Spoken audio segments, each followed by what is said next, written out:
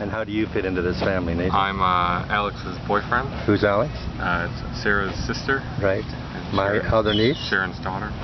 And you're a rocket scientist, I hear? Rocket scientist living in France right now, but came over. And you work on some high-tech project for space. Yeah, so I work on, it's called the Google Lunar XPrize, and it's a competition to get private teams to go back to the moon. Yeah. Wow. Private teams? Private teams, so they have to have 90% private funding in order to win the competition. Right. So we have about 18 teams from across the world competing in this. That's fascinating. And they have to build a robot. And so they have to land on the moon, they have to move 500 meters and then broadcast back HD video. Oh. Okay, and your role is to assess the validity of their the plan? technical feasibility of their plans, and then sort of making sure that they're following the rules that the competition has. So is there? It has to be within a certain budget, maybe, or? No, they can spend as much or as little as they want. So some teams are going to spend $80 million in order to win this $20 million prize, and some teams are going to spend $1 million to try and win this prize.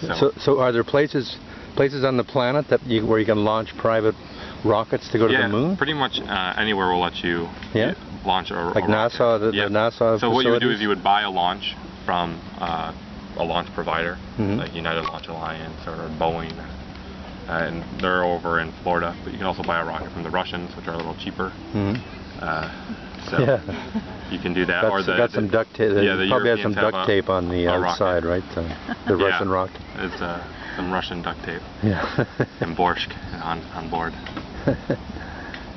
Yeah, well, this is a gorgeous. Who in America is like? So we have 4 teams from the U.S. We have one Moon Express. They're based in San Francisco. And we hope that's amazing. We hope that after the competition that they stay in business and continue to deliver things to the moon. Wow, so that's why a team that spends $80 million can be in the competition, because they think there's a business afterwards. Okay, so is there government money involved somehow in the assessment? It's possible for teams to compete for government contracts as long as they're not exclusive to the team. So as long as it's a fair and open bidding process, then a team can get that money, and it's okay, because there's a lot of private companies that rely on government contracts in order to get things done. But it's still sort of looking at that entrepreneurship model for space. So when is the judging? Like how long is the? So the competition goes until the end of 2015. Okay. And then it's a first to complete competition.